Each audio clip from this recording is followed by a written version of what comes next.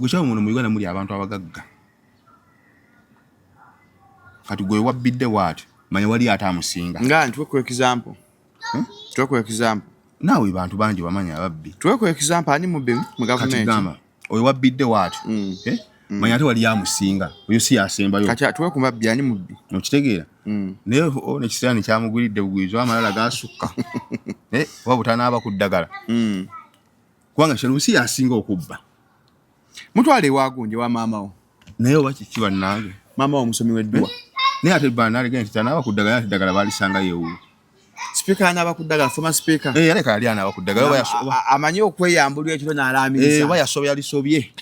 Aye kaatunula emabega. Amanyi wanaaba eddagala bagatonula mabega. Ndowe kaatunula emabega bannange. Aye kaatunula emabega bwaki ddagala yali lisobye. Ate abasawo beekwasa akantu ako. Kakati nno wasobezza eddagala. Kati naawe otendereza abasajja abo balwakana Lugunda abo. Abaludde mirembe ebbanga. Ono emyaka ena gimwokyezza 5 giti. But what could have gone wrong ku former speaker? Former speaker ekyawuzi bonna bamuleeta. Nagamba yagala okuba shining master. Wano mu Uganda. Aba basajja olina bangi ababba ssente. Era tebalina buzibu ku ssente. Gavumenti nawo gibba ssente ogenda gikola koti. Erinnyanja neegezesa ku maanyi gaayo. Wagala okukwata wekitokotera. Waaw. Ku ntabo. Ebya ssente babimanyiira. Gwe bba ssente zokola ki? Genda. Naye sigala ng'oli hambo. Naye kasotani k'abantu anti wulira. Yatuuka n'okubbulamu ekizimbe kiramba Junior First Family. Anti era ko bamubuuliza naye ssente ozijja wa? Donations. Anti ssente wawulidde etteeka nani eriyingiza ssente. Donation zitya? Zijja. Anti abo bannyonnyolera kati abo alina okukola ki? Okunnyonnyola awaawo. Naye obamatiza nti donation kiba kiralamu. Ajja kusiitaana. Ne bamuwadde mulakwa ye yeewaddemu katono naye bo baali bamuwa. Ali bamuwa yeewaddemu akatono ata tawangaddeeyo. Kati weba empolo simpologoma yaso kuba ne yaso yamana ne wangalayo. Mu matabi teruddeeyo eyo. Enjovu yaso. Speaker taluddeeyo. Ati nasasira abasajja babbidde emyaka n'emyaka. Nga kwebali basajja boogera buli kisanja babaawo. Naye nga babbye butenkanika n'enfuufu bafuumuukako. Ngaani? Babbi. Ngaani otumanyira ku mannya g'ababbi. Naye yeebuuze basurvivinze batya egyo gyonna emyaka. Bamanyi bwe baguzannya. Era mbabazi omubuuzanga ekyamutokako nga yeegezezzaamuko. Mu ngato z'omu. Yeetonda emisiine. Andi gavumenti esobola okwavuba zebimanyi wobbira. Okitegeera yeesooka nekwetoloola buli ki. Kati gavumenti yeetoloola bw'eki abantu ate Dr. Muganga gyakaabire okukolamu. Wabye Dr. Muganga n'okulambula ku malaalo. Kyateekoze bambi. Singa bamuganye nti weeyambulemu akakiiko oyite. Oba minisita awuto oyo ye yalemi. Mustafa, by'oyogera okyogedde ekiwulidde. Singa Dr. Muganga bamugambye ki? Labayo kakati kankuwuli. Singa Muganga yambula engoye era yalize yambuddemu akakiiko kamuyise. Naye kye neebuuza ku buweereza oli aba afiirawo kye nnyo. That's the question asking ourselves fenna. Kiki neewuunya nti obuweereza kikyo nnyo oba ofiirawo nnyo. Iwaga nti nno toyise kukola ki sigala kuwa Victoria bo. Friday nga 12 June 2026 ku Front Page Hotel n'amasuba we wali endongo ehajikazi we kapo eri gye bayita Ssebavuga wabulirawa okuyingira shinze mtwale byipye mtwale tane emeza ya milioni 2 bakubire emeza yo bagitereke noti 7 noti nya 3 oba noti 7 nya mukaga nya 18 75 omanye endongo ehajikazi we kapo ja konkone yebiro gwe ukimanyi hazama zeko nga muwogo waguru matara screen stage ne sound olwali okasumulula mulamu Ssebavuga kali musale ku Front Page 12 June 2026 mujja n'obwana bukiwe meneku obuwata wafunira omusajja omutuufu ng'okooye ng'okaddiye n'ekikityo mujja mutuwase kigenda kuba kijobi ku Front Page Hotel n'amasuba endongo yagikazibwa kaperi basanaale gy'atumye Ssebavuga wabulirawa ekutuusibwako Biniva Logistics. Ladies and gentlemen, ndine Frank Ntambwe Balukeza era nga yatuze okubalaga products affe package y'abasajja. Eno men's package. Ono Shalom Oil yayongera ku size. Abasajja abenyuma mu size nakendeera bwe nakula size yakendera olw'amala okwemamaaza. Ono Shalom Oil akulagira ddala kyogenda okubeera nti ekintu. Ono 5 rounds and above. Nga wembanga maze era mpira round esooka siddamu soko none ku bbeere soko nkwateko soko kazanyise ono yakola. Oyunga buyunzo. Nokolo mwetololo kola ya kiproitichi ocho katone Shalom Power strictly nga na week elections tochafuna morning elections wana mo buzibu zokato kagize bwe kati mwenye bizibu ne Shalom Power ali ku 0705 27 1973 sangi wa kisasa ku da Village Mall je tukole amafakala nkawe detatu. The views and opinions expressed on this channel are those of the individual contributors and do not necessarily reflect the official policy or position of Shalom 256. Any content provided by our contributors is of their own opinion and is intended for informational and entertainment purposes only. We encourage viewers to conduct their own research and consult with qualified professionals before making any decisions based on the information presented on this channel.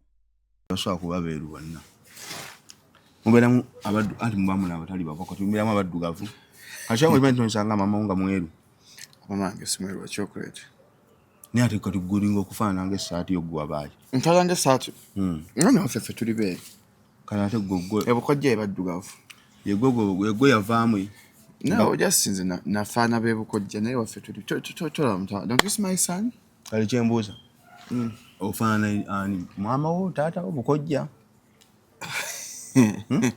gwenfana Mustafa nenga tuli beru wafe kati ofana nani mfana Shalom saidi ya mama wo ya tata wo mfana jajjange Kawesi naye yali mulungi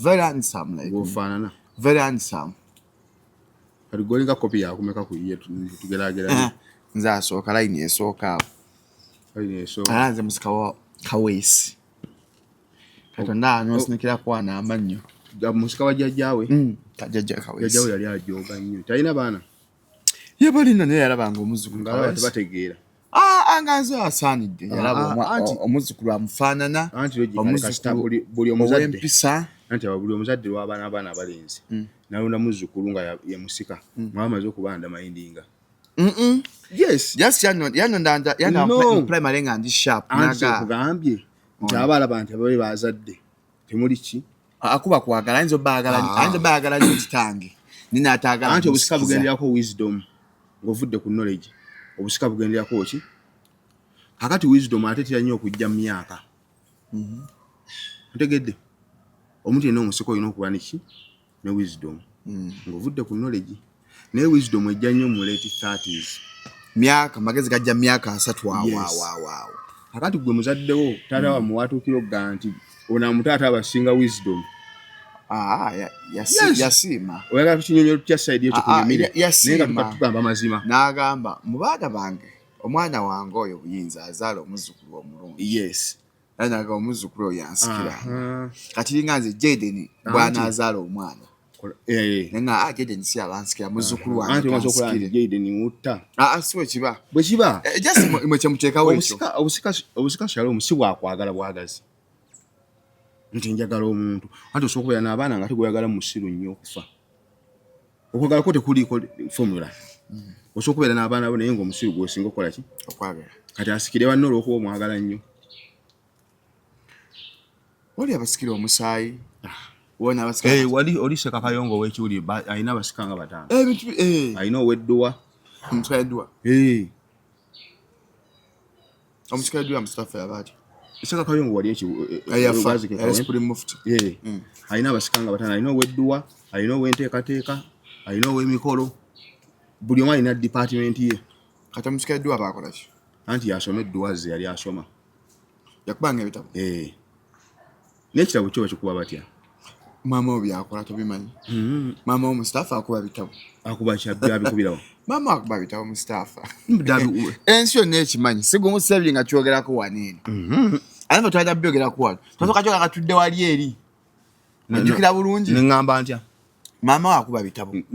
Inze Mustafa mama mulombi wa dua musomi wa dua era abayina ebizibu ngobufumbo buganye emikisa gibuze munsi amakomera gafukira amakomera nkwanjulira mama Mustafa yaja cyari Anti Shalom banjulira mama Mustafa omusomi wa dua kayingo atalemwa nkugamba okuwa obulango bw'ebintu ebitegerekeka tukuba no Mustafa I'm acting your business waliwo yangamba Shalom ya Omas waliwo omunafuna bukyanga okuwa bulango nakafuna yo omuntu omu like abalala abakuliza abantu banafuti banneteekateeka nakambya myampadde namba njagala taka nafuna banne naga amujjeyo yawulidde ddi so abagala basomera dua manjulya mama Mustafa mpola tasoma dua hajatibu Kenya nga ttaka lyange omusomi w'eddua omuntu akugamba okulanga ebintu ate Mustafa mama akuba bitabo leka tulange business togiranga gireke takuba bitabo mama asoma dua asomera abantu eddua langa ettaka abagala basomera dua before we proceed mama Mustafa asome dua temujjako mizindaalo gino tujjatako ennamba y'essimu awo wansi neddasewo nkugamba kulanga ttaka naye gwaliranga era nange olina kyotunda nkwandye mama Mustafa otunda ttaka liganye langa police service mama wa Mustafa asoma dua langa magejo omuyitani Shalom oil so mama Mustafa asome dua on a serious note abantu baleka mama ajja cyane langa oyo abantu bagula oyo kati business yogana okulanga yegenda okulabirya bawala bozadde sikola ng'ovudde omulamu bw'ensi bwe nvaawo n'ennyumba zigwa anjagala maama wo afune kyateeka mu nsawo temuli no dukati asomeddwa naye ffe abamumanyi ffe baasomera abatonotono kirika gwejja nange maama Mustafa musomi wa ddua abali ebweru papula ziganye oli eyo okukola mirimu tegitonywerera ku mulimu nkwanjulya maama Mustafa namba esimu eri wansi awo nange ettaka tugende so abagala okugula ettaka ng'oli eyo nkwanjulya aba Mustafa bakola land surveying baprocessing ebyapa batunda amayumba agawedde n'okugula amayumba gwena agala otunda ennyumba balina ofiisi awo ematuga nomune mu town mwenyinyinyi awo matuga 12 namba asoboga bali namba y'essimu 52 34 89 67 tatunda pooti zabiri ku 10 tazirina ezo bazituganye embooko ekubira ku bantu omanyi gukyama abantu kubanga nozimba ennyumba nobanga atazimba. But who is to blame stuff in the first place? When I look at the things, the houses or the building being vandalized, who is to blame? Government. Anti one government yogiraba. Government ekola plan ya myaka 5 maaso. Kati bigenda okuba mu myaka 5. Babikola ki? Babi planning. Awo twali nyumba tono nyesu eziweze myaka 5. Esinga mpya. Kitegeeza bazimbye abantu bazimbe bakola ki? Balaba. Eyo ministry ya nema tebatandise leero. Emaze banga ne banga ekola ki? Weri. Kati mulimu embeera y'okutalumirwa abantu. Kuba abantu abo nna bazimba balaba. Jangu omugano okuzimba ategeera awo nti loose ekoze ki? Ezeze. Tumuyira nakumanya bazzukulu be waabeera nti ewuwe waabwe wali. Nojja nomenya ennyumba. Gavumenti munayinza ebintu byano buli kimu bagwako kigwe. Bintu bya Museveni. Wa minister baga nti minister ekibateekesaamu kulaba mu maaso. Naye omanyi kyalo kati amakubo agenda okubaawo bagakola dda. Lwaki bino bye abantu tukwata ku muntu wa lugibe twa planning. Itala bye mama Nabbanja nga dduukiridde omukyala yali agenda okwesindika mu mmotoka. Kyalo mu bino bya bulimba. Simako. Anti wulira kyalo okusima kuli wekuti. Kyogamba ali omu wali yesu obweso ogenda kuwulira n'abafudde ofi pressure. Kati awutali kusolvinga nsonga y'abali. Ebyo n'abayitawo buyisi bagenda kukwata ebintu ebibawe. Naye ng'ekizibu kyabwe kiweddewo. Kijaba kyaliwo. Kati prime minister omulimu gwe prime minister kusolvinga bizibu by'abantu. Olaba bisolovinze. Kiba yayambye n'abadde agala okwetta. Namugaana ki? Namubuusa. Ye yamugye mu kkubo. Olaba Katonda yamugye mu kkubo n'atatuuka mu kkubo. Kyalo waliwo ebintu by'olina okuplaningira abantu. Nga gavumenti gw'olina obbitegeera nti omuntu gw'osengudde gw'osenza addawa. Nga gwalumirirwa abantu. Ne gavumenti ekola tusobola kyalo manyi okukera okumakya omuntu. Ennyumba tekyazimbika e Uganda. Naye abantu ne basacrificinga abamu ne beewola ne bakola batya. N'azimba ennyumba. Gavumenti era amanyi bazimba muntu bazzi. Ati you mean that not aware? Omuntu asobola okubeera aweera naye nga kyekimutaasa essaawa eyo. Buli muntu gwoga wagenza okubba bakimanyi nti omukubba musango. yono omuntu abaawe kati gwe ino mutaka enforcement mulage emulemesa nti wadde kino kyagala nete kijja kukola maaso gwe mulungu wa government kukuga nti Shalom mufuna permit before Matonna ajja kukkuwa tukofune permit kitegera bolo akira baga nti soko ojja kukkuwa ojja kufuna permit edda ne kati atono omuntu wa wansi azimba ekizimbe kye otunula ng'olina tools zonna budget ogina esobola okwenforcinga naye nojjanga omuntu amaze okuinvestinga n'ogamba nti ebintu byembikola ki ng'ate gavumenti ebaddewo ebbanga n'ebbanga abantu bazimba buli nnaku balaba olwokuba kuteekesa amateeka oba kufiiriza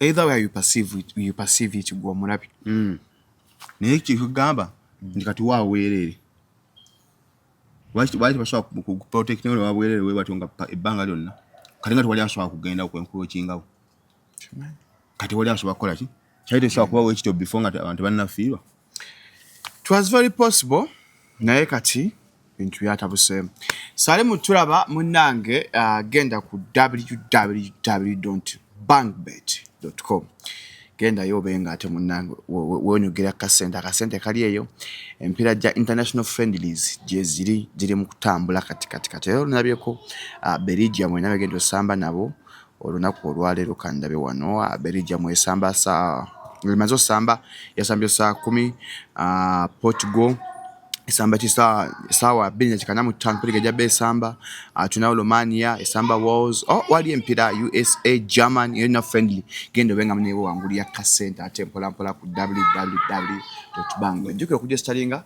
abolje stalinga aja kuboza promo code otekao Shalom that is SHALOM Shalom obenga bakuwaka bonus obenga naso okwangula esimu iPhone 17 mpola nebiro bingi nnyo buli kana kusogena twala bili okuteeka ko www.bankbet.com okwese promo code eya Shalom ndine Mustafa Bukenya nako olwaleero na Mustafa yetutandikire wa nalabye Mustafa mbaka wafu abantu namboze bamuli bubiyo nale bonna mmere nabwo afese mu junganda bamugayiza kana mmere ngali nammere nga mukambwe nammere mukambwe ajja kukakkana ajja kukana li parliament ekkakkana banje bagirese munne bugu nammere azamaliride mamito anti kati Shalom mulaba ebbugu mwe lijja kola ki achali mu ka excitement anti boyombere anti mwe bavuma mu abagamba excitement anti boyombere no mukubo si boyombera mu parliament eno ku TikTok ebigambo tobisabika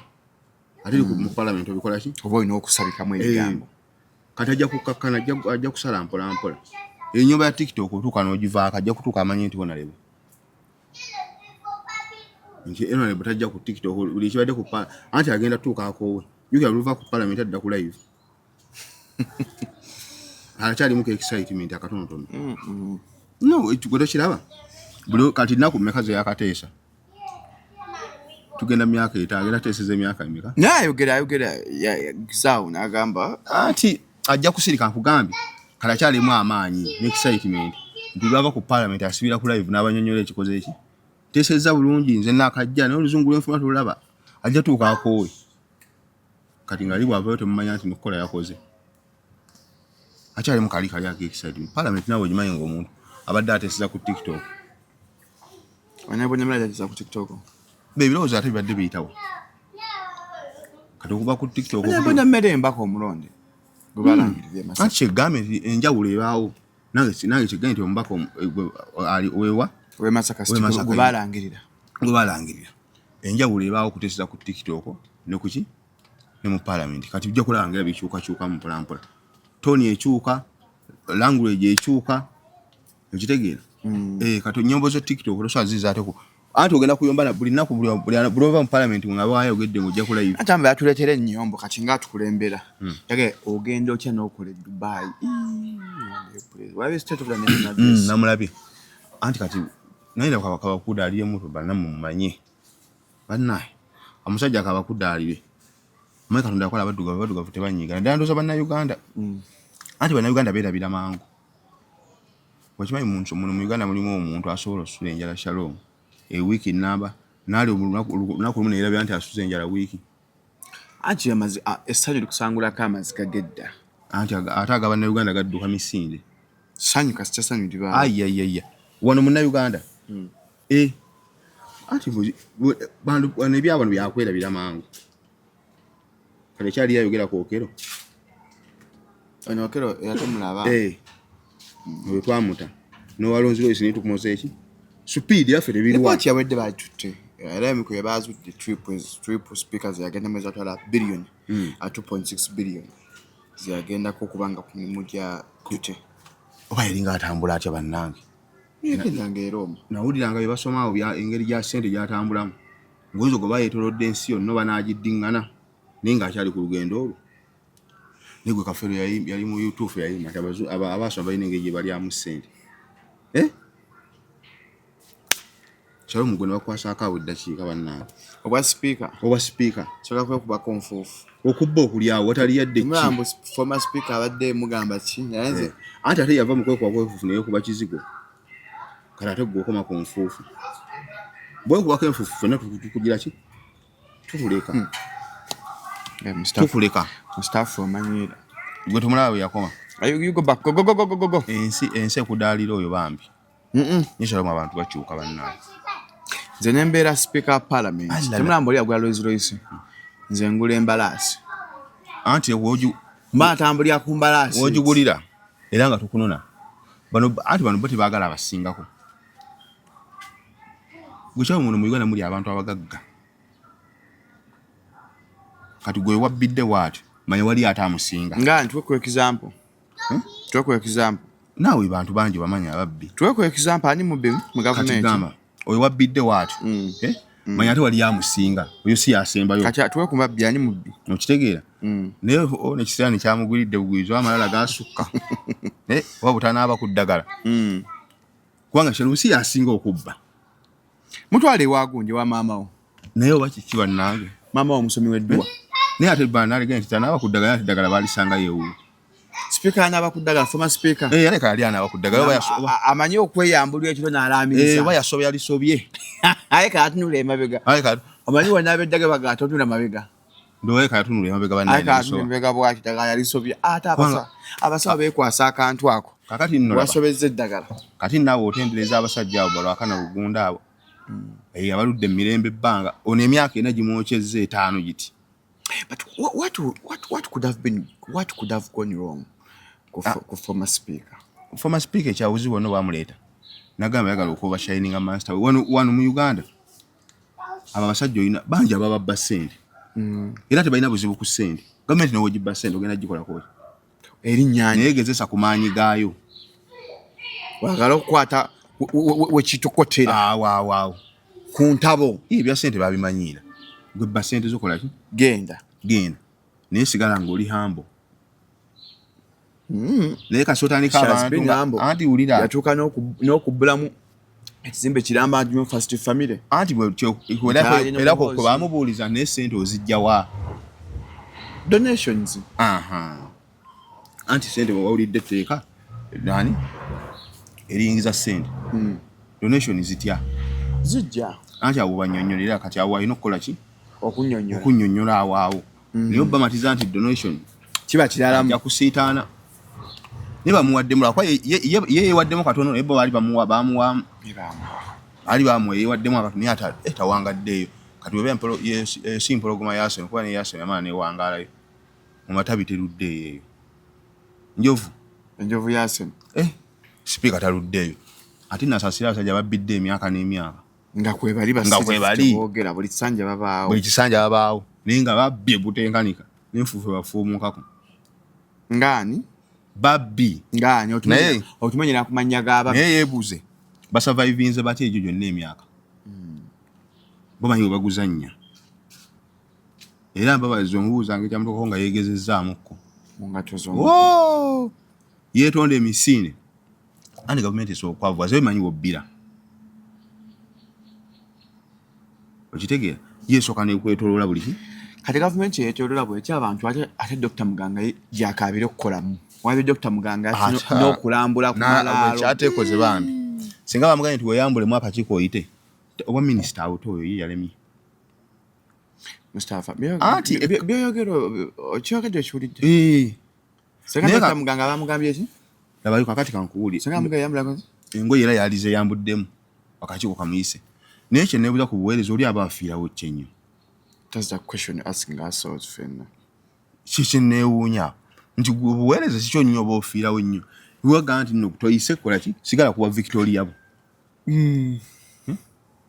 Ate ne gavumenti erina emirimu mingi egireetaaga bwannankani obukiiko bakwaloketinge baloba bwala DC ayinza obbuga Kajata mwanga so bala DC naawe. baba atya Visto mulambanya doctorate sebo. No gavumenti yesinze okujerega abo. That's what Atigiro bati mu cabinet yafulumiddemu basooka n'abamulimba libanti environment ng'amanya akoma omwali. Najiri ba Jessica chemanyi yakitaka kya is just living his life. Asinga ono gundi obukulu wani Ephraim Kamuntu. Nane Museveni agala Kamuntu bannange. Gundi bati asinga Ephraim Kamuntu. Bama bamukomeza full ministry. Approaching 8 ate kati yegiri fomo. Naye yagambye walabye enviiri zaasala Kamuntu. Ojja kuseka agirako wano wati ne wano nzisigalayo. Musajja affe bamusudde na economy is yali alina okugenda ebibuuzo byamulema okuddamu n'abadde akola bulungi wa maki akasajja atatenda buzibu na muntu yenna anti obuzibu bwaffe si bwakubeera na muntu delivery nolemu okuddamu abamawulire yakamba atya emirimu gibuuze atuna butunuzi ati bawumulemu kaba bamu bawumulemu Shalom ne bafunye ono gavumenti tewali office gye bakwano gantu ogenda gikyusa abantu bakola bakola nammere bakakyusa local government yanikidde ku kawo emukono bagenda munoonyezaako kawo yatisa myaka 9 lwaki anti tambo waliwo okkolaawo anti wulira obuzibu bwonna gavumenti ogiraba ekisinza okuttisa abantu mu gavumenti zino bwezi butakola ate ekyokuli kwefuula akola nnyo ekisiza abantu mu gavumenti butakola nakwefuula akola nnyo either way you don't survive toyina wo survivingira leero toligwayo gwe kyobomanya kiri bwe kiti tosobola kulemesa babbi bangi bwomu oba olimba ate bakusinga ne experience abo babbidde si gwe osooseewo bantu babba dda ayi kati gwe eno gavumenti osobola kugamba anti omaliriza oluguzeemu obulamu ng'ofulumiddeko mu birango ab'ennyumba ya gundi n'ennaku nnyingi tuyisa okusaasira kwaffe bano bazannyirwako anti gavumenti esobola okwafoodinga okusiba Besigye paka kati ogitanga anti Museveni yalina ensonga zonna ezisonyiwa Besigye okitegedde nga zonna azikola ki azirina ezeetagisa Besigye asonyibwe baba kati akyamuditeyinize kati gwani simanyi baani abona mmere mulove muganda muki Sempijja baba Amasaka baba bakyabo baganda bante bwe side stories am wezito bante kati bakweta okukyamukiriza kati tebayi ministry basobola kukuwanga tebagimonitoring akyamukirizeemukko tujja munyumirwamukko kati muganga what happened muganga muganga ate gundi passport yegundi ye Canada ate si just passport nti yaki naye ayinayo obuweereza era Canada yayinayo obuweereza okitegeera naye akinyonnyola ng'omuvubuka yenna wanovaano ogenda osomere terenza gana anti byonna byonna byokola Shalom ensi eba bweti buli kyokola mu myaka kati 10 either olikifunamu mu maaso oba kiri kufiiriza kati enjawulo weeba nti okkiriza okukkiriza kyekikufiiriza okubeera minisita mu Uganda n'okubeera omutuuze wa Canada kyekisinga kubeera minisita omutuuze wa Canada afuna ki asobola ozimba essomero myaka 2 buli mutuuze wa Canada alina poloti muno omanyi kyeba okoledde abaana nga n'abaana balina obutuuze bweri bukole butya kati omuntu Shalom tumanyi sente eri mu gavumenti awo omuntu okubeera minisita emyaka 5 ogenda n'okola Canada y'emyaka 2 ate ng'oli mwali tukola job yes naye gwe manyi ssente eri wano omuntu omu naaba nekiri ekizimbe ate nga ssente agamba nti ye ssente ezize zingirira ku budget ku akawunti yaki ya ministry ya parliament naye ng'alina buli kimu kati lwozeri balina access ku akawunti za ggwanga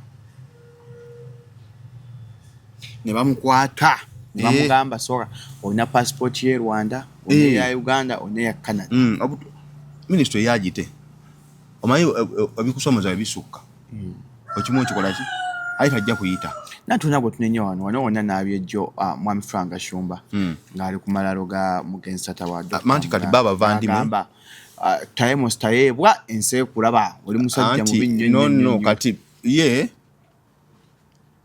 which confusing anti ye bundi ani Frank Shumba yagamba munyarwanda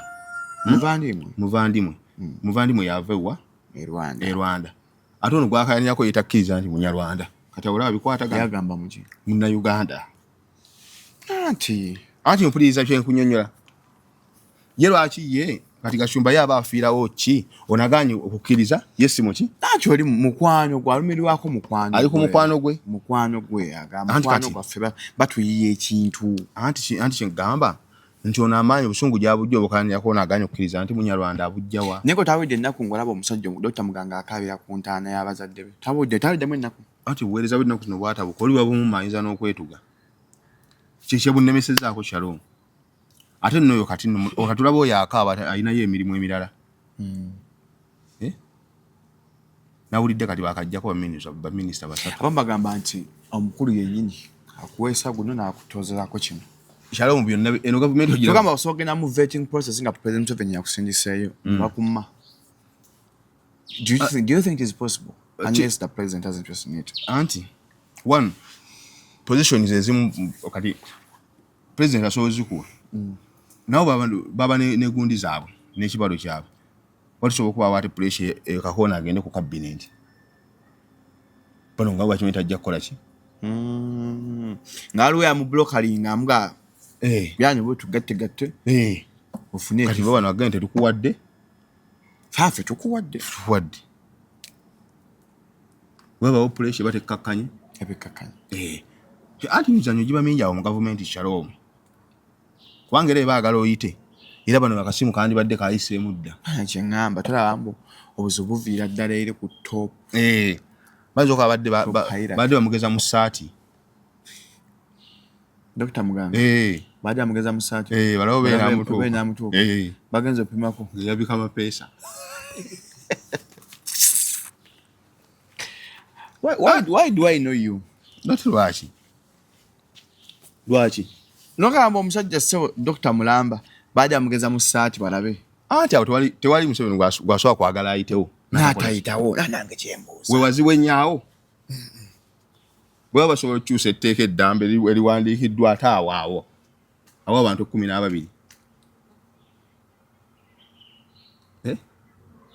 gutokya nti babadde bamugeza mu ssaati logically kibaleemu oba bino ebintu byemabega bamugiwetesekesanga ebya tourism kibiki ebyamuaffectinzeemu anti weebuuze lwaki atuuse bamusembeza paka wano bamuweera ministry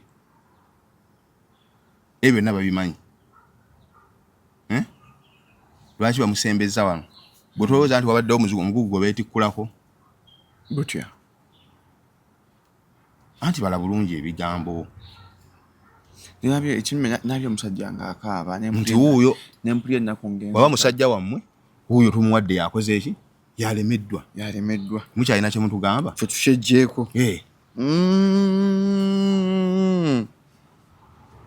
ekyo kisoboka okuba bwe kitu nkyame muwadde mutusijja ennaku yasiza kuluma Gashumba anti abadde amanyi nti anti ate akolawo Gashumba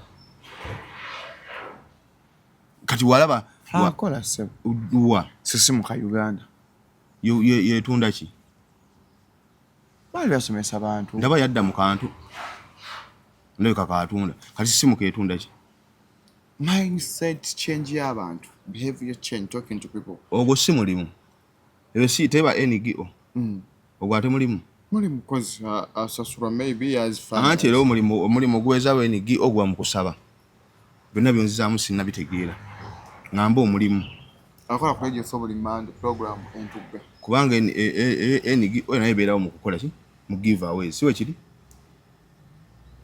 ate bw'oŋŋamba nti gy'oyina anti alina program entugga buli mande yevaamu ssente mmeka era bw'abantu bameka bwe streaming live ebala era bw'abantu mmeka but etambula ku TikTok olwo neesasula kyalo muba tumanyi mulimu lyekubuuza bibuuza muntu mukyamu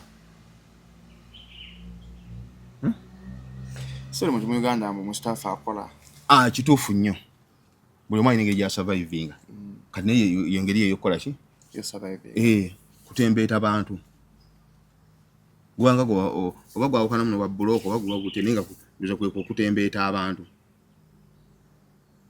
bambi akati Museveni yabikoya ate ebyokutembeeta Museveni yakoya abasabiriza atulangidde ate n'afuna billions of $5 bannaye naye nga bazibwa ku lwaki babawa toyogera bya kisiro nze nazigaanirawo batwaki anti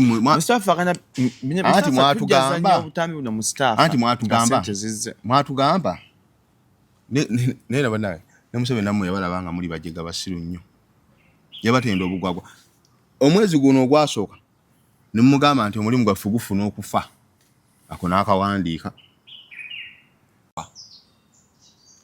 ate nga waliwo ne bagoba ku luguudo olugwabe gwa gukyafuna gwe kenyini ososera omugamba nti omulimu gwaffe ate tulina buzibu tufuna okukola ki okufa niwayita emyezi 2 ne muddayo naye tusaba ku buyambi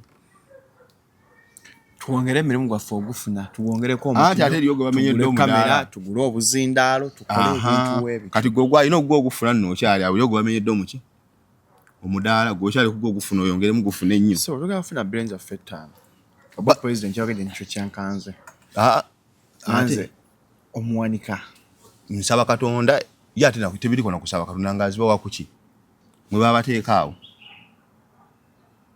zo zaali zaaki kandi omuswase muduga afuna ssente ezo kyenyiza okukusibako naye Mustafa tonkubiranga essimu nga zize kuba ngenda kukola pate wano kalasi ezijja ezo era abaawo omuntu atunda endogoyi yebeegabula gye ngenda okugula ogenda kugula embalaasi embalaasi n'otukadde gy'olaga anti oginyiga bw'oti neddoka embalaasi ekyusa jjiya embalaasi esinga emmotoka okudduka embalaasi zina emmotoka okudduka olwo oba ogiyisaawa muno mu Kampala embalaasi yo paka wa nyamusunya tuwe ku ssente kuseba mpeko biliyoni ng'emu wegulire embalaasi yo ngule embalaasi yange anti wongera mulimu anga tukola akali nga tuli ku mbalaasi ne ku akantu omanyi content ezo na waliwo abantu betuna ku content ningane neewunya entegeera y'abantu omanyi kyalo waliwo omuntu ayagala okulabira ku simu okunaye nga talina byayogera ngo talina byakola atya anti omanyi kye nasinzira adde ndaba oluyombo lwammwe noono omukyala niraba nga abamwe mwagala babalabe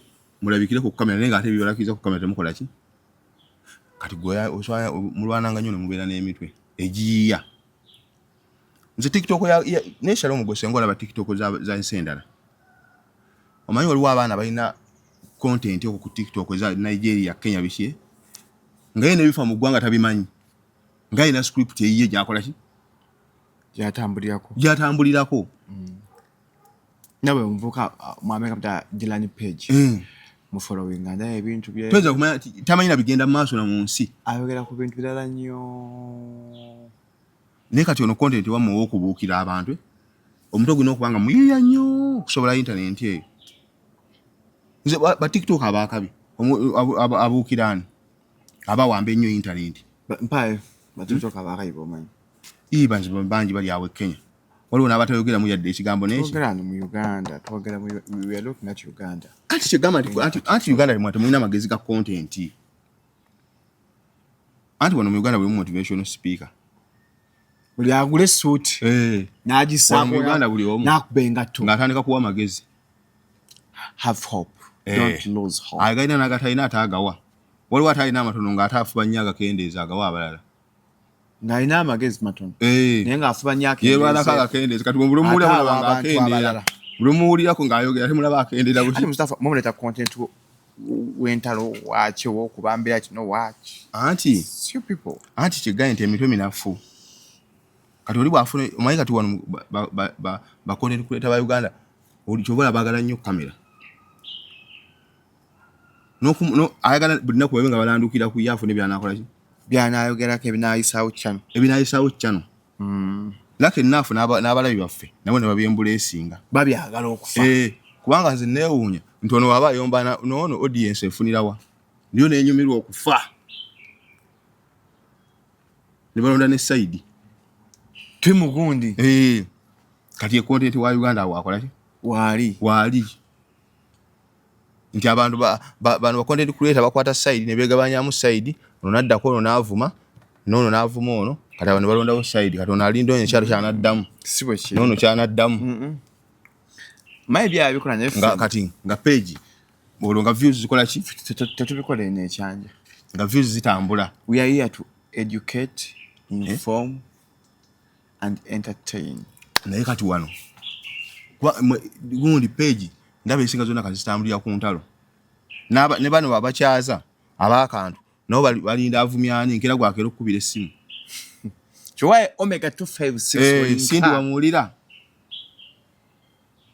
obulira lwaita nga ajja gundi gamukubira Zubeda owange owulira ebigambo ebiri ku luyimba lwo olwo content akola ki atambula owa radio ng'akuba anti omuntu omu kati wano mu Uganda waba yatambulirako yalina eggulire alina kugula bootusi anti nga teggwerera anti ava kyano ku kyano engeri gy'abagenda okuddukamu anti ava kyano ku kyano wamala okuwona nti nooli mukazi wayomba nti misinde kati content wa Uganda wakola era no Uganda wabanga gwe nga eggulire liri ku ggwe olina kwambala bootusi singa tenga teggwerera bove wa Shalom Spark ekwagala lwaki oyombere mukazi wo oba wakavi wa Spark Megatron nakuba oba kyali awo Simon yefuda tabiri kagano kola eggulire litambula owange kati awo content wa mu akola ki teri muntu alina byamagezi era TikTok yagano so okuscrolling byamagezi bitono bakone likulya gundi ayomba nono ono ayomba nono ono bamukubye ate no DS nebe no DS nebe mbule singa do you know I think that what you my TikTok ndav buflo to wogera ndav like me I watch like odd things on my TikTok anti kati oyina kona brain church obajja kukola buuni amanyi abasoma science bajja kuwula kati obwongo bwo n'emyaka gyo abali myaka gyo n'obwongo bwo ate sibe baagala gwe bikunyumira nti okunganya abavuka nga 10 abali myaka gyo gwe okanga gwe byonyumirwa muliko nga basatu abanyumira bufutso ab'emyaka gyo orange cat kati yagenda kati obwongo bwala kubali ku byali myaka gyo ogenda kwanga bbe bagenda gwe bagamba bikusanyusa ate nga byo bilala nnyo nenga tuli mu myaka jeje za TikTok yange nyumira nnyo but sila akontalo when I see them I press not interested tibadde mbindetera nze njagala nnyo omuntu kyalo mu TikTok abali creative nga bina kwaleta y'ekipya gwenga toli creative ate ntya kuneke nnyo book ogenda ku agenda setting what is happening is what you jump into anti kati nze ate nzuswa kyalo mwali nkyazizaako nga nkulakulanya lutalo lwani nze muno nakalima n'omuntu ani we naddamu Bukenya media yali asusse ngo musajja mubi ajoga okufa twawe twamuzayo gye twali anti batugana tumuwadde ku masanyazi naye engeri gyatasobola kunywerayo waggulu era twamuzayo gyalina okukola ki nalabye nga Master Port afudde nga bagenda okuinterviewinga aba family oli naabuuza maama obambi kwe kusoose okufiirwa kati amawulire agawulidde otya nti afudde kati owulira otya journalism anti mu Uganda buli omu munnamawulire citizen journalism yes kati omutamanyi kikyakubuuza muntu ali mu mbeera ki kibuuzo ki muntu kyagenda kuddamu kikyatayinza kuddamu wano buli omu munnamawulire buli agula essimu atuka munnamawulire era nze neewunya abaana bakyasoma amawulire ku university gye bali tugasoma mukwano gabuganda gatundawa kuba kati amawulire gaabwerere just osoma no bangonya empapula zo. Anti empapula atalina papula afuna okusinga kuba yayina erinnya. Kwe ku mpapula zo yinza okuba ina papula zo katolina linnya. Kale atalina papula nga alina neki. Anti era time etuuka nga bagamba twagala yayina empapula. Anti awo ensi tekyaddawo. Halo mbala mutala avo kumpeza message ngagala mukozi agenda kubaninga social media handles nenga agali kwa menche soka diguli. Anti otaliyo. Abantu bonna amanyi computer munnange tebasoma. Ali yabasoma. Anti tugenda mukozesa. Bala bonna era abamanyi computer abasoma. Bali mu office bakoze iki? Atudde. Bala bonna batukolera mu bugolobi yonna eyo. Mubuze papula ngati ategere abokunasa gweta. Kwa buli kimuna agira bwati. Kaina wadda papula ka. Yes. Ate bisate egundi ebyo technology ebise bisinga si wakusaba mulimu. Aba wakwekozesa. Self employment. Yes, era tukola kwa technology si waku lwaganti nnoki. Wakusaba milimu. Kubanga banje abagenda okubimanya nga tulina ogenda be employinga. Nakola kati obola bagezaako bo binyine bekolerawo emirimu ababba ne babba abakozi byamakulu ne bakola baskama ne baskami ye technology okukula kwa technology takula nti agabe emirimu bameka kati abamanyi kuno kamera bonna basoma nete bakola nakola man support nga afudde nga nawe owendo woza yo ku TikTok man support was your friend nnyo man support yo nagulako namuleka nako kugulako plot yemu. But it was 2014. 2014 wali mukulu already. No, Shalom munangeze yes badde na muntu ufe waliwo omuntu ya commentinga nabuuza but how old is Mustafa? Cause 2014 twatukyasoma. Anti kati Shalom mze anti zo bugache nagamba sivanko Kampala. Sivanko wa 2014 wali okola. Ngansoma. Musiramu. Anti zigambe Shalom nakulira Kampala. Neka wanda si Kampala. Anti nze nga buli weekend ino kwa mu Kisenyi ne Bwayisi. Mustafa. Kuvanga ni musini yes. Enya lyo genda gula mira kitegerekeka. Anti kugamba bwenti nze buli kire Kampala. Kati teri mu sikolo lwa Mustafa. Kati kankubude ekyo kimu. Teri muyimbi nga ali myaka 35. Gusala bakonga atandika. Kenzo. Bafana. Ani. Gwalako kubiga inga ina gundi. Njagala gwe. Nga ina mango juice yo nga ina hiti yeyi. Talumwako. Mango juice yali yakubadda. Wa. Yali yakubadda. Walako anthem ya Angela wali odiliddawa. Angela tichi. Wasiza. Naliwo anyo. Ring anyono. Ngoliddawa. Angela. Ati nga mumu luzina nga mumu mbera kugundi. Kulwalaza nemukola ki? Angela oyagala ki? Nga bawe mulaba. Baba abanda benda bawe mulanga. Wa mulaba koyo. Mugundi okakasa. I swear. And then Big Eye yakuba oluyimba. Big Eye had a song. I think it was Indicator. Trying to speech da kusomero. Big Eye is a master. Bamuleka n'atuyimbira. Ate Indicator za masa. Nzo omukubasi ngo performing Big Eye nampa sidya kuliko oluyimba. Ndi mulavu nono mwana naye obuzibu tandaba olwa muzibe. Big Eye yana nuwas zinenkadde zinene. Na jimpanga omukwa best abasingo performing best act. When soko meeting Big Eye la mnange sebe kitu kirudde musebe. Anti kati Shalom fe tunyumya ebintu. Nuga bayi ne myaka emeka. Yali 12 yawa I think. Kati fe nze sibanko mu kyalo. Zenera bakafero oyo nga ayimba. Awe agaliye. Nedda. Kanti bulira. Enyo nana bakafero. Ne senkubuge. Kogo ko muko pa kalevu. Nani. Bwere simuyimbi. Anti bali bazo perform ne Ebonies.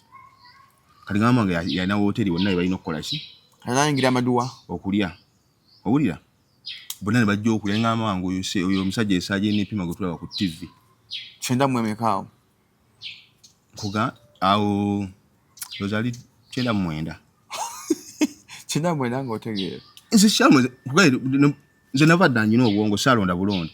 Nze ekitwe kyatokako myaka 3 nkijjukira nkimanyi. Okitegedde se kali wegamba nti Master Power mukwano gwange si byakulimba oba nnimba. Shefu oyatoza ozalira ng'omwana mu kyalo nze ndudde Kampala siva Kampala nze. Nenyaga tuweze mbyogera matuga si Kampala. Anti matuga gye banzaala. Ne matuga si Kampala. Anti nze kugambye bwenti nze Nange Matuga, I've been to Matuga. Nife tuwe. wano watambuliza eddagala. Nedda. Abamu staffa twagala kujja tuleekaani. Kati nkoze eki? Mbuki. Gamba yo bane nyiza okuba simanyi. Kati olaba Matuga mu Lwadabbi. Manyiwo bulungi wasi. Abaasoosawo enkulaakulana. Nga mwaleeta kimasanyalaze. Mwaleeta ssomero. Muniko twasanga wanga mugagga. Eriko omugagga wo kyamutanga 1010 yafa. Omulala yaliko omugagga agitakuba. Atakuba omumanyi. Kyabala afa baddako. Mulugenda n'obuuza. Kati nga mubagagga abooko. Mama! Kati kati tuve eno wanjako nasomera awo Matuga awo. I think it was a full year nasomera ku Alihaka. Matuga awo. Eri wali waggulu. Opposite Sunrise. Sunrise ye kyali kati Alihaka baagijjawo. Bweri. Alihaka ekyaliwo yavaawo. Bweri. In fact erina kuzimba kalina. Bali likyali essomero. Kati yemwe obbiba abalina okuliwa kasente. Tulina abaana twasoma nabo kwa bampanyo nganya bajja twasoma nabo ku Alihaka. Awo nenjyawo ne bampa obwa prefect. Ngera jjo gulabinga obufofofo. Nfuna obufofofo bujja bunkwata. But I think from 2008 up to 2012 Mafali akubye sente awo. Tukanazimba Matuga. Mugagga wawa. Nga yero lyaliwo. Nakati kyabe nakati twanyu era nyamulangu kushotinga. Ngende Matuga wa mama. Ngogenda wenyola kachayi. Ngenda we Matuga tubeerawo kati bwakyuka. Jukira wamma. Tewakyanyuma kati abantu. Abantu bamanyi nti eddagalo litandise kati. Wano kusozi lwabe empologoma wonna. Bonna mwe mwatukuzaawo omunoga w'eddagala. Wonna. Abantu kati abantu basokutunulira ne bagamba nti obalimba nti eddagala nti obayiyamu ssente omanyi nti eddagala lya musaayi kubanga oli ng'onoga eddagala oba n'omusajja abamulerwa yasamira muli nalabanga abantu ku TV nambuuza kati senga n'eddagala oliga otya munnajjajja yange we nakulira natugala naye ku ttale era ne bw'afa andoosa eddagala nandaga omuti. Ate abantu balina tekiniki mu kubba. So muzi abantu era lwakwanze neewuunya abasawo abo. Agamba obusawo nabuyiga ku muntu. Nze mwewuunya. Kati master part meeting 2014. Nga unali namulaba dda naawe. We master part ni adasinga obukulu. Ati sinafa simanyi myaka gyange. Why are you stupid? Omuntu omumanya myaka nga afudde. Sikulimba wano otilimbalimba. Kale gwe toli wa 23. Mungu alina kujjula tumanye emyaka emito omwana ayogera. Oluusi ayogera tategedde namu ayogera na mbutano omwana nga adde ayingira ana. Ng'ennaku yemwogeza. Omwana nga abadde akuze. Abadde ayingidde ana. Kyokka nga twali tukola za 23. Za 23. Kati omuntu wafa olina okutula okumbi ne maama we. Owulye mama byayogera mukulajana kuno moyo no abadde ayingira ana. Kali gwe musawo tumanyi myaka gyo. Sigimanyi. Kuba tonnofa. Kali omanyi myaka yogenda kulya n'amaanyi nga akawa tomanya. Minaku ezo mukwala n'ajogera emituufu. Master Paulo kyafa bingi byogerwa. Bantu banenyawo nko yakolanga nabo bagamba kija. Baddaga Master Paulo kyadde mwavugwa baddabeera naye. Master Paulo tabadde abadde mu mbeera etya gye bayita batya. Nga si gye yandyagadde ninga asobola survivinga. Average Ugandan. Yes, ekituufu. Nti twalemwa bakwano be n'abamutuukirira bali musali ekintu ky'omwenga amagezi. Ate bunnagenda. Kwa we buzibu. Omwenge. Yes. Master Paulo abadde nga busenga wakwata ku muzino toyinza kugamba nti oli gwe badde oyogera naye. Nga bwe yeekuŋŋaanya bw'ati n'akwata ku muzino toyinza kumanya nti gwe badde oyogera naye. Kati bano banne balema okukisalira amagezi ate nga sente baba nazo. Kati who's to blame? MC Kati avananya mwami Bakyakwenya Center nga baddugulayo otuzi. Ate Kyagulanyi abadde ayogera ne Paloti. Kati enjawulo gye tulina ng'omuntu afudde Shalom buli omu agenda kugamba amadde nnyamba nze abadde antuukirira. Kati wali agenda kugamba nti abadde tamutuukirira. Buli obudde kubanga Paloti takyasobola kweyogerako. Naye baali tuyambye ne bakola kye tulabako. wakati we mukati kyayogera oba yewaayiriza tetuwali asobola kukola ki kumanya wakati saawa eno buli muyimbi gw'okonfloating aganze empala tuyinza abadde ampisaamu akasimu buli mukati kyagenda okukola ki naye ng'embeera gy'abadde alimu ng'olaba ng'alinga aliko banne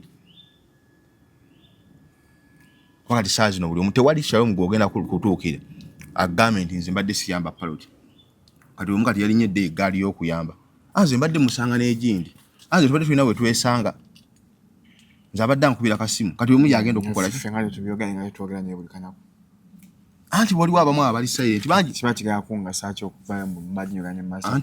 anti kulwaki olowooza Shalom abasajja babadde basiru nnyo nti mu kufa kwa Parrot buli omu yazze n'apostinga luli abadde Parrot waali nga balabanga atakyali mu bulamu bwabwe buli omu ali busy lwaki mu kufa kwe ate teweefuula era busy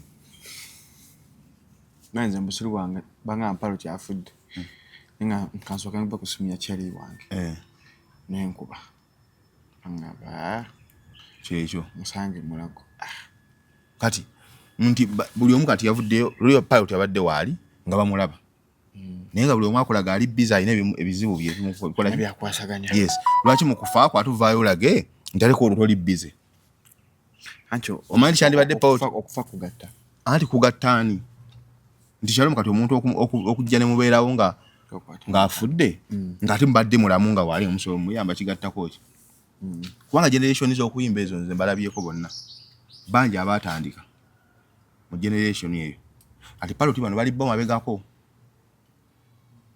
bali mu ba OS kubanga by 2004 OS yali akubye gundi Joanna yes Joanna oli mulungi kakati ng'oluyimba olwo nga lubeesana n'olwa gundi Sparker Ssebabinyina Kendia yes kati nga waliwo n'oluyimba lwono yalinga akola ku CBS omulema yali awo ku CBS eno ate ali awo ng'akola nnyo ku CBS okwo nga mulema ng'ayimba samugombya kagundi musaba enya isokezaako kasodde bire kasodde yange tomulaba tomumanyi yaliwo bire kasodde yabeeranga ku CBS okwo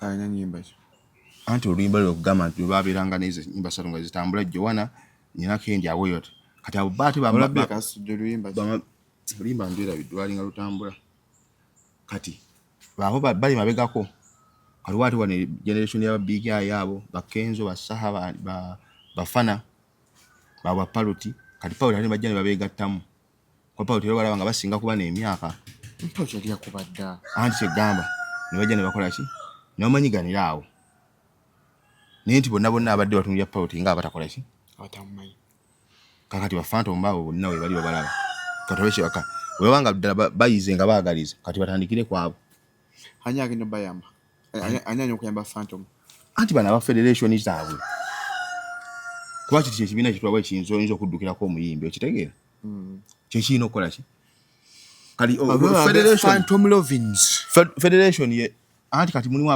abagenda ne ku stage balokijja nti natamanya na byayimba nateka kulangira abantu nenga naye bamutunuulira bonna bakola ki bamulaba kati yo federation eyamba ddi kuba kyekibiina kyayambye mu kuziika anti banayamba anti era ne webataliyambye Parrot yandisigadde ku nsi lwaki abantu bavaayo nnyo mu kufa kw'omuntu Shalom walabye Lanyeke ensonga zazibudde za Lanyeke ozogerako ki Shalom waliwo ebintu ebintunulya mu nsi kati waliwo abantu ensi eno buli omu agiraba ngeri yiye nasooka nendaba ku vidiyo emu entunulya ensi eno neŋŋamba waliwo tumbesita yagala nakukomentingako ebina nakomentinga ku guno musajja nankubira essimu ku Kalangwa lwe twali wano Kalangwa nakulabula naŋŋamba alo konze wangisebo osiibye takonze ndi bulungi gwe Mustafa Kalangwa yakola ki konze yabonyaabonya bantu ki lwaki mutuleetera amaziga omugana nalina mumwagaliitira nnyo abantu naŋŋamba kale ssebo nali manyiko olwosisula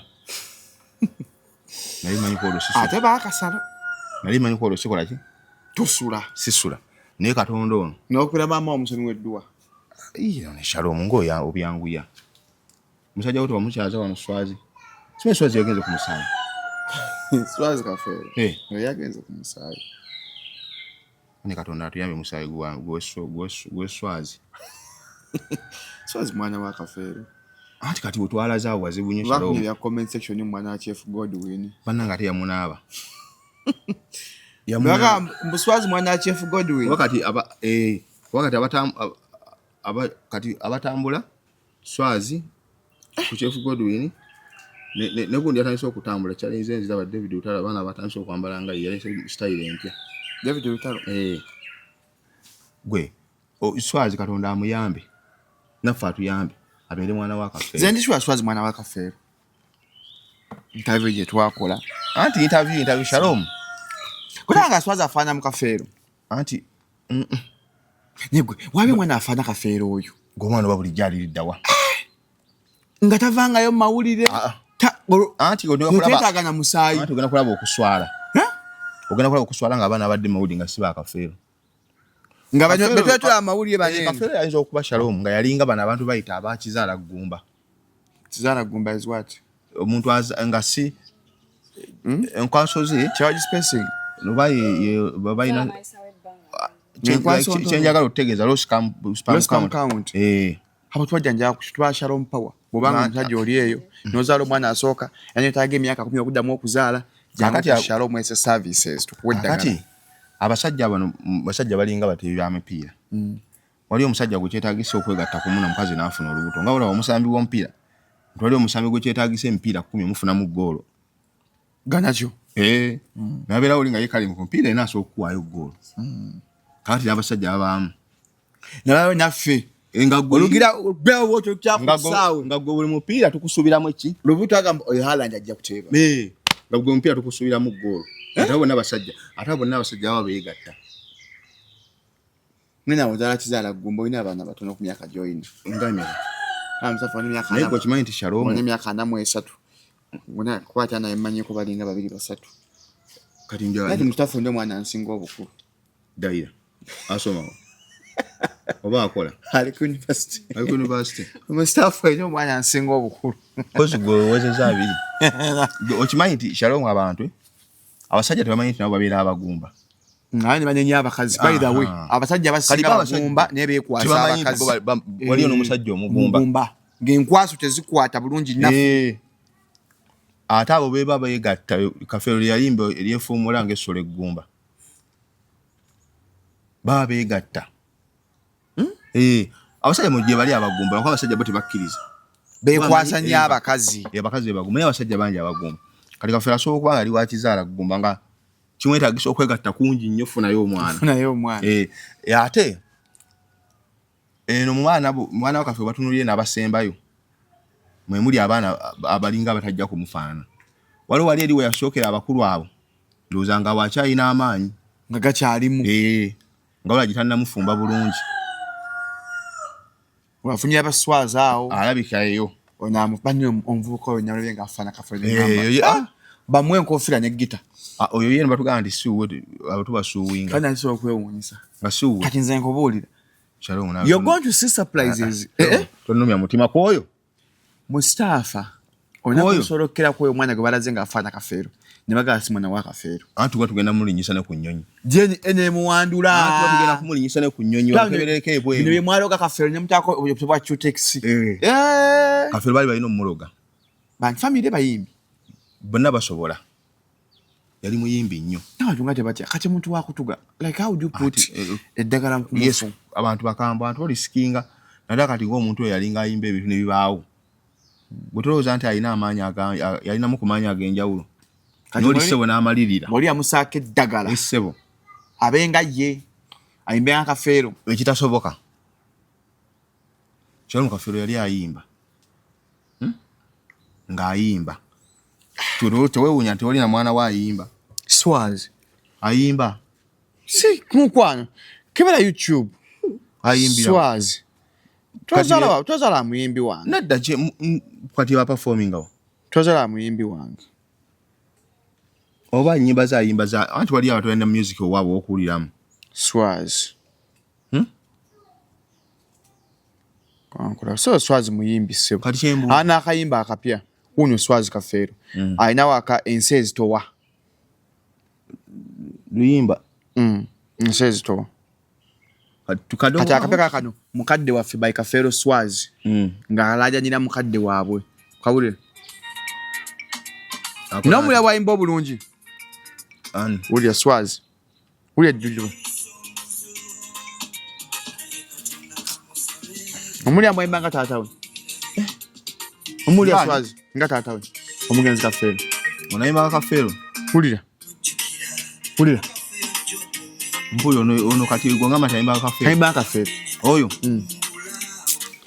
mwanangu bakwadde zakulanga zakuwaana ulira eddobozi lya Kafeero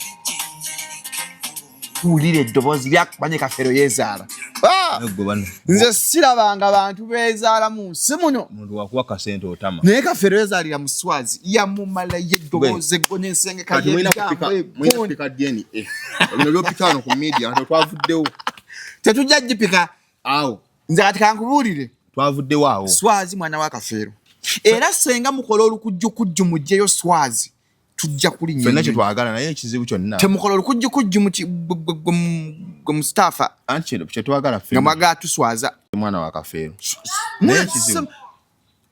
mwana wa Kafeero ekizibu kya byonna Kafeero yafa muto nabyeko ku baana be nga aleka bambawezza n'emyaka gye kati walabye ku baana ba Kafeero abamu nga bamuleka bawezza emyaka nga basinga Kafeero obukulu tufuna nina gwe nange ngamba naye nanzo bayazaala Kafeero kakati nno tugenda okunyumira ate kati kuliko abamusinga kati obukulu ate bakayanira ebyoli yafa nga amusinga kati obukulu wabula asamira buli Mustafa ate kati wetuli nsinabika abaana ba Kafeero abayingidde ameka ana ate ebintu byebakayanira bagiweze if Kafeero died when you were 37 that was 2007 myaka nga bwabanga abaleka nga bali myaka nga Kafeero badali myaka 13 sina 13 kati mukyanga fa myaka ameka 2 teka kuji yafiirako 57 newaba yazaalira ku 25 abalina kakati wetugenda okunyumirwa nga bano ate abatuuse emyaka bayisiza myaka ddala bwe yafiira ng'ate bakayanira ebintu nze kyonna ekinnuma emyaka gya kukola ngende baagala manya kika tebali ku kika omusaayi ate omusaayi tebalina bagenda kugutunda naye nkugamba kyebaagala kyovula bwe mwaka yana nfuna ntya oli basooka kuyimiriza kivvulu batulwana ekivvulu kyaffe ekya Swazi anti bagamba nti sente nawulira mwanyinaga nti akayumba ekikomera kyazimba kizimidde emyaka 8 anti olwakola kyo nga kyaka mutafaali 2 nga 3 nga bazimba ebitiyo nga 4 kakati ko bali kwekuba akameeza nti alabika ono yateekawo kanakanika kukola ki kakuliiramu naye ennyimba zivaako sente bwe zityo naye Kafeero yeezaala mu Swazi nsirabanga muntu yeezaala nga Kafeero mu Swazi era okyali ku mulimu bannanga abantu beezaala tulinde DNA abaganda babiraba ekyezaala tekyala naye Kafeero yeezaalira mu Swazi ne Kafeero yali atunda Don't be stupid. Tugaye nti Kafeero yeezaala. Be stupid Mustafa. Ne Kafeero yali atunda bw'ati ebintu. Swazi tatundanga baye Swazi tatundanga ebintu ebyo. Si yatunda omuti. Yali agujjawo nga gakuzimbawo. Nga gumuluma. Ye kali neyo gye yasitulawo. Kamuli guli mu sente meka. Nga twogera amazima. Atulabo ki abantu balina kye batatunda omuti n'enkoko ki ekyebbeeyi. Muti. Ate lero kyambuuza nti omuti guli mu sente meka. Nakati omuti guli mu sente meka ku Swazi butatunda ku oba mutatunda nkoko. Swazi na sente ze. Anti musajja abanja omuti ate atandise okulinnya ku bantu. Ani Kafeero yalinnye kwani? Gundi beno likibuuka. Namugamba ayagala badanda we yabadde alina kintu kyayagala. Gundi sapule. Sapule yali yagibanja dda. Bamusanze nayo mu gundi. Anti yagamba gundi. Bano basajja bano batulimba shalo omusimana ku. Wati ola ku musajja yatambula. Omusajja mukulu oyo naye yagamba kibuka abyogedde. Konya ka video. Mwe kali ku TikTok. Nga ani benchi buka agamba kya? Kafeero yamulosezza. Alina kyayagala. Wabbagia alina kintu kyamutumye. Kafeero agala bagia. Gwe. Anti ogwe yatuma sapuli. Kyabaki? Kafeero mayi Kafeero yagambe duulira anti ku. Andrew Benon. Oli yakigamba. Ono yagamba yagamba gundi ono abe ani Alozi yasimatovu atwale sapule matovu natwala sapule agiteka ku ntaana yani ya kafeero agenda okera nga sapule tekola ki teriwo kati ani yajinona si kafeero kati alina nekyamutumya ekirala eki omanyi gwatume ebibye abansi yamutumye bannange maya mutwe ka video yako nego buli omu manyi kati kafeero bali kafeero yatambula abasajja betemyeko ebigambo ku mikutu okwo buli omu amumanyi baja kafeero akalo kabagia aina kyamutumya ati atuma kati buli omu alina department ye kati oba alina kyayoyeza atuma gundi gundi Matovu Joy ngatunga yagala ki ng'alina konna kayagala ngakaki yamutuma sapule yasooka kakati yonake yamutumye era egenda katwala yinake yamutumye yabadde yambadde na tayi nga yambadde ne tayi oba sibe bamutumidde leka we yayogeredde nenga balinake bamutumye gwe abasajja bali ku internet buli omu amanyi kafeero buli omu oli mufere bwe mba nimbo ojja kulaba abantu bajja kugamba mugambe Matovu gwatume ebibye ekyabagia kijjeewo alinake yamutumyeyo nkerabidde sikamanyi bulungi nenga alina akantu ke yamutumye yakole ki amuleetere ani atumye ani kafere mbwa banje omuti uwe mama nemba ngagubanje ani abanje ono Matovu Matovu Joy wamulosa mwabanja muti gwayagala kwe bakamuti bakuzimbe baguzeewo alina mbu negambye naka amutumye gwatume ebibye katulabe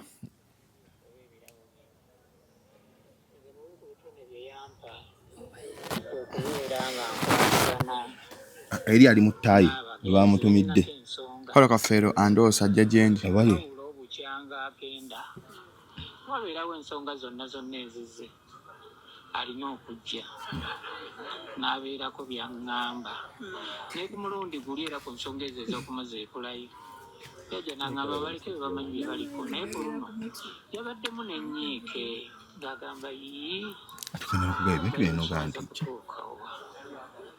abaana baasuwa obwetowaze bwa kitaabwe baasuwa obukkakkamu kaakati ojja kasalamu wano waggulu wano ng'olitaano bwotyo kateekemu kateekeyo ng'aloosa oyo gwatume ebibye erinnya lya kitaabwe ne balikozesa bubi kati bw'abanga ye erinnya lye yali alikuumye ng'omukulu gwe yagukuuma nange bwe ndisanga nange ofuna gwotuma ebibyo kafeero yajooga ono amutindiza lw'ebukunja ne waba alina kyayoyeza e Kampala ono gwatuma ati buli omufu alina gwajooga kati ali kandowooza oyo wangu wa transport gwatuma ebibye sikulimba wadde nkugambibwa n'emitu gwaga nti nnimba oyo gwatuma waba alina kayoyeza eno ku nsi akatuma ani Alozi Matovu Joy bekigenda okunsanyusa nga omusaayi guvuddeyo abaana abo badde beejaka nga si bakafeero tugenda kuseka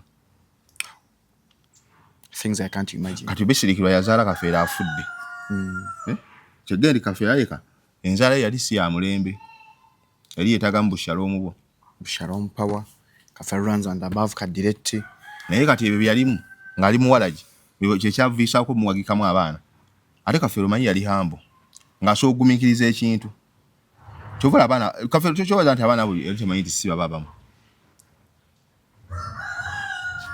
naye Shalom omusajja yalina empisa ndowooza emu yabitunuuliranga n'agamba kakole ki kakireke naye nga ye ekituufu akikoze ekyo era ogenda okulaba okuswala okugenda okubeera awo waliwo gwe nalabye enguuli gwe yasiba ng'ate yewuwe mu nguuli ate onamufaaleka tannaba kugitandika